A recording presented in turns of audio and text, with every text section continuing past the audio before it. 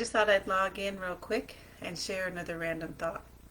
I've been sitting here thinking about the state of our country right now, and all this talk about the impeachment process and whatnot. And I'm reminded of all the testimony that we've already gone through, and the testimony that's potentially pending as we move forward. And I don't understand all that, and I guess for some reason it's all seemingly necessary. But as I'm sitting here thinking about it and praying about our country and our government and all those folks up there in the White House or wherever they're all at right now, I'm just thinking, the testimony, at least for me, used to be such a positive thing.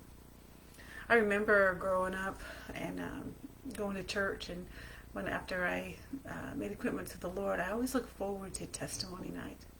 I've been sharing this a little bit even before all this happened, that a testimony was something that people would be so excited, and once in a while they would get to stand up in front and share a testimony, and those testimonies were always uplifting, they were encouraging, they weren't always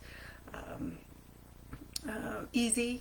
Sometimes it was a victory over something they'd gone, sometimes it was something they'd shared with someone else, and I'm thinking, man, what a perspective change I've had. Hearing all the horrifying things last time, I'm sure we'll hear some more this time, and not even just in that scenario. The testimony that we have every day in our lives, the testimonies that we hear, the testimonies that we have to share. I'm just wondering right now, just a couple things actually. What about my own testimony? What does my testimony look like to other people? What power we have when we share our testimony?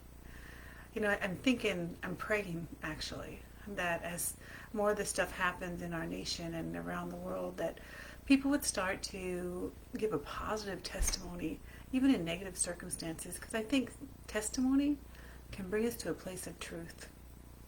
So my thought today, and my challenge for myself, and maybe even for you, is to really assess what's the testimony. My testimony of my day, the testimony of my life, the testimony of my moment, or my circumstances. And how does that testimony impact the people around me? I want to have a positive testimony, not only coming out of my mouth, but in how I live my life.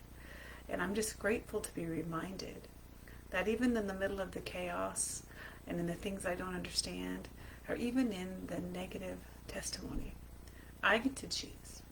I get to choose the testimony of my mouth and the testimony of my life. So, something to think about. Thanks for listening to my random thought.